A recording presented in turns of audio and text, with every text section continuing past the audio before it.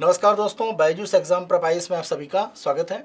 आज के दैनिक क्विज में हम द हिंदू समाचार पत्र और पीआईबी से संबंधित जो प्रमुख समाचार हैं उनके आधार पर प्रारंभिक परीक्षा के प्रश्न देखेंगे। साथ साथ विगत वर्षों में यूपीएससी की जो प्रारंभिक परीक्षा है वहाँ से हम एक अभ्यास प्रश्न आपको देंगे और आज के किसी एक महत्वपूर्ण तथ्य की भी चर्चा करेंगे। तो आज के सत्र को हम प्रारंभ करते हैं और सबसे पहला यहाँ पर अगर हम भाग देखें तो पहले प्रश्न में हम प्रमुख रूप से चर्चा कर रहे हैं अग्नि-P मिसाइल के संदर्भ में। अग्नि-P अग्निवर्ग का उन्नत संस्करण है जिसे IGMDP यानी एकीकृत निर्देशित मिसाइल विकास कार्यक्रम, जिसको हम बोलते हैं integrated guided missile development programme के हिस्से के रूप में विकसित किया गया था। ध्यान रखिए, जो अग्नि फर्स्ट एक तरह से है उसके एक तरह से रिप्लेसमेंट के रूप में अग्नि-P को यहाँ पर विकसित किया गया है। तो पहला कथन यहाँ पर सही है क्योंकि ये इसी IGMDP प्रोग्राम का ही एक तरह से भाग है। दूसरा, यह 2 चरणों वाली सतह से हवा में, देखिए प्रमुख रूप से ये सतह से सतह यानी सरफेस टू सरफेस अटैक करने वाली मिसाइल, यानी सतह से, यानी मान लीजिए अगर हम सरफेस की बात करें तो सरफेस पे ही किसी टारगेट को हिट करेगी, न कि हवा में। तो इस आधार पर आप देखें दूसरा कथन गलत हो जाता है। ठोस ईंधन वाली मध्यम दूरी की बैलिस्टिक मिसाइल है, ये बिल्कुल सही है, लेकिन ये सतह से हवा नहीं, सतह से सतह है। तो इस आधार पर दूसरा कथन गलत है, पहला सही है। तो उत्तर हमारा एक, केवल पहला कथन सत्य है।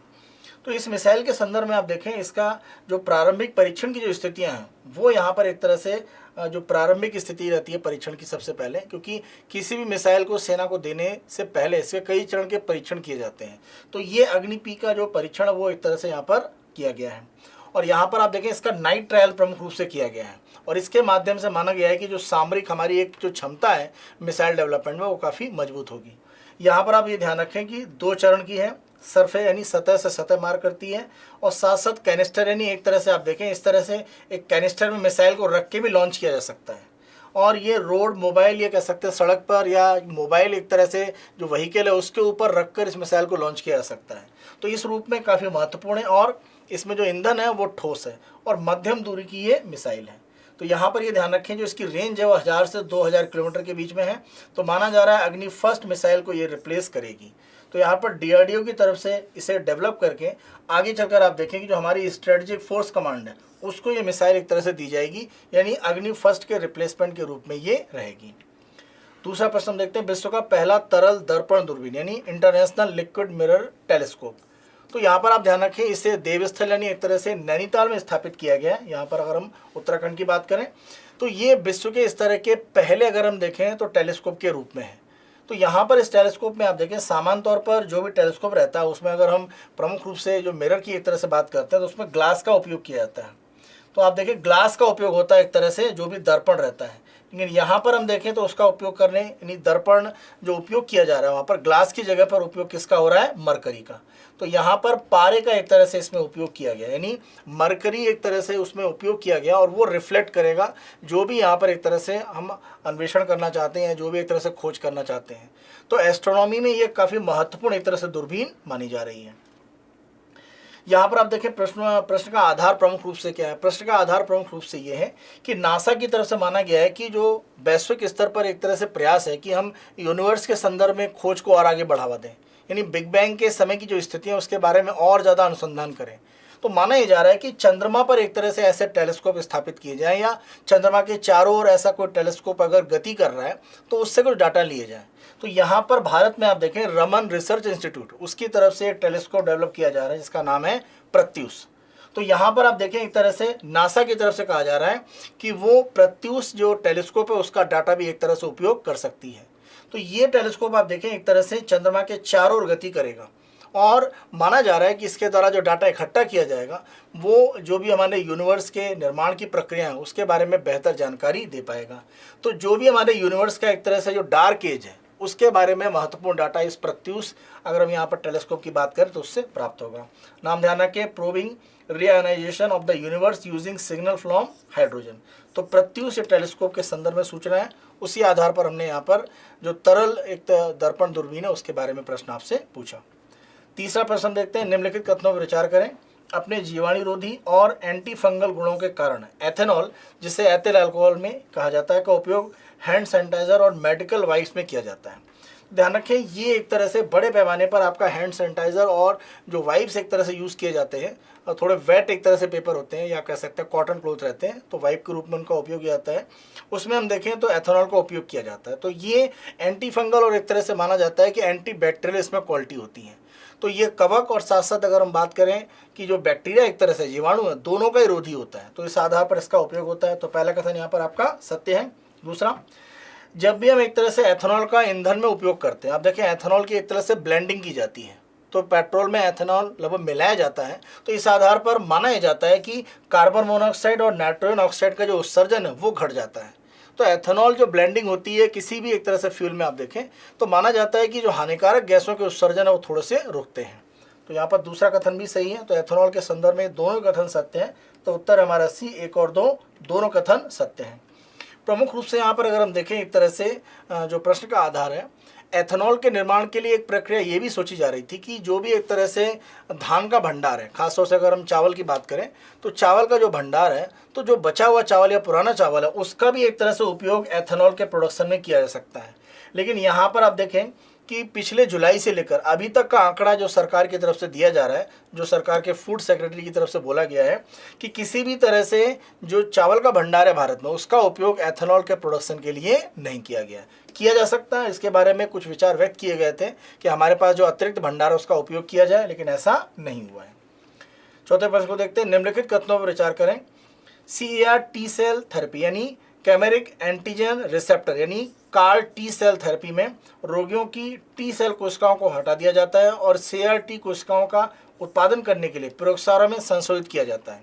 देखिए ये CAR-T सेल जो थेरेपी है इसमें प्रमुख रूप से कराया जाता है कि जो रोगी है उसकी टी सेल एक तरह से ली जाती है, निकाली जाती है, यानी ब्लड प्राप्त किया जाता है और उसमें से टी सेल को अलग किया जाता है और उस टी सेल एक तरह से माध्यम है उसका उपयोग करके आप देखें आर्टिफिशियल रूप से एक जीन थेरेपी के माध्यम से टी सेल का उत्पादन बढ़ाया जाता है और दोबारा एक तरह से रोगी में इसे पहुंचाया जाता है।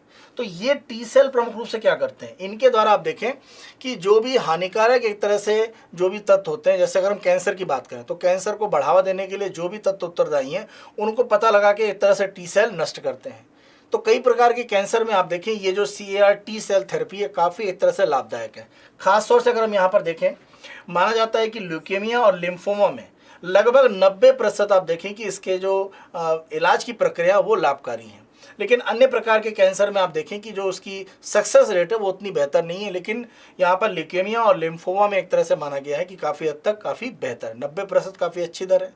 तो यहाँ पर आप देखें दोनों ही कथन इस CAR-T सेल थेरेपी के संदर्भ में सही है। तो इस आधार पर हमारा उत्तर हो जाता है सी।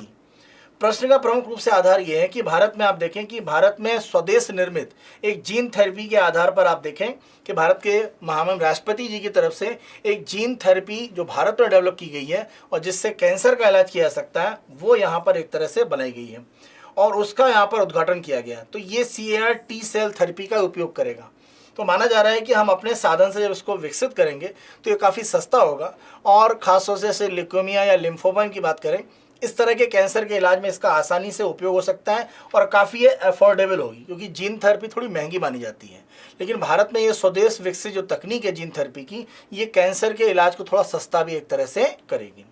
दैनिक क्विज के दूसरे भाग में हम आ जाते हैं, जहां पर हम विगत वर्षों के प्रारंभिक परीक्षा के प्रश्न आपको अभ्यास के लिए देते हैं। आज 2021 की प्रारंभिक परीक्षा का प्रश्न हमने लिया है। प्रश्न को देखते हैं। भारत में विस्तारित उत्पादन जिम्मेदारी को निम्नलिखित में से किसमें एक महत्वपूर्ण विशेषता के रूप में पेश किया गया था।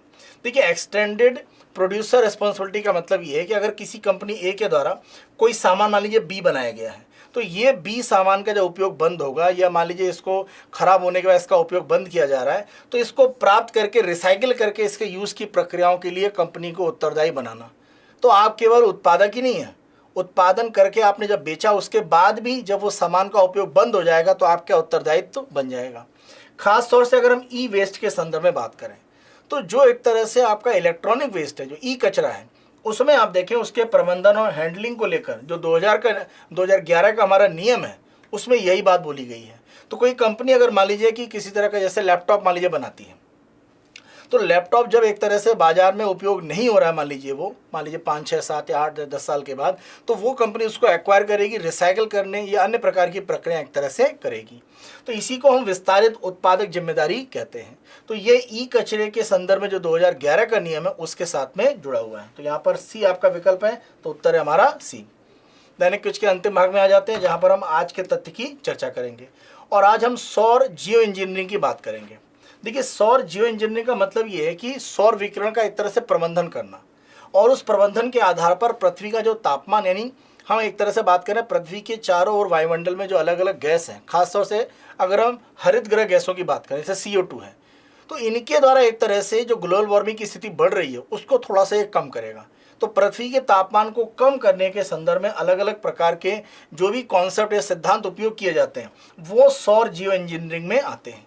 अब इसमें 2 सिद्धांत सबसे महत्वपूर्ण रूप में उपयोग किए जाते हैं, लेकिन उनको समझें उसके पहले हम देख लेते हैं कि पृथ्वी में एक तरह से तापमान की वृद्धि या ग्लोबल वार्मिंग के लिए प्रमुख रूप से कारक क्या है। सामान्य तौर पर आप देखें, जो भी सूर्य का विकिरण आ रहा है पृथ्वी पर, वो पृथ्वी से टकराता है, और जब ये आता है तो आप ध्यान रखें, इसकी जब हम वेवलेंथ की बात करते हैं, इसकी तरंग दैर्घ्य की बात करते हैं, तो ये कम होती है। लेकिन जब टकरा कर ये लौट रहा होता है तो इसकी जो तरंग दैर्घ्य, यानी जो वापस जिसको हम बोलते हैं रिफ्लेक्टेड रेडिएशन एक तरह से, या टेरेस्ट्रियल रेडिएशन कहा जाता है इसे, तो ये जो प्रकार एक तरह से जो आपका रेडिएशन विकिरण यहाँ पर परावर्तित होकर पृथ्वी से वापस जा रहा है, इसमें आप देखें इसकी जो तरंग दैर्घ्य है वो एक तरह से हो जाती है ज़्यादा। और ये अधिक तरंग दैर्घ्य का खास तौर पे आप देखें इंफ्रारेड, यानी एक तरह से अवरक्त जो प्रकाश है वो हिस्सा रहता है। तो ये जो इंफ्रारेड का भाग यहाँ से रिफ्लेक्ट होकर वापस जा रहा है, इसे हम देखें जैसे अगर हम CO2 की बात करें, या सामान्य तौर पर अगर हम देखें जैसे मीथेन की भी एक तरह से बात करें, तो ये बड़े पैमाने पर इसको ट्रैप कर लेते हैं।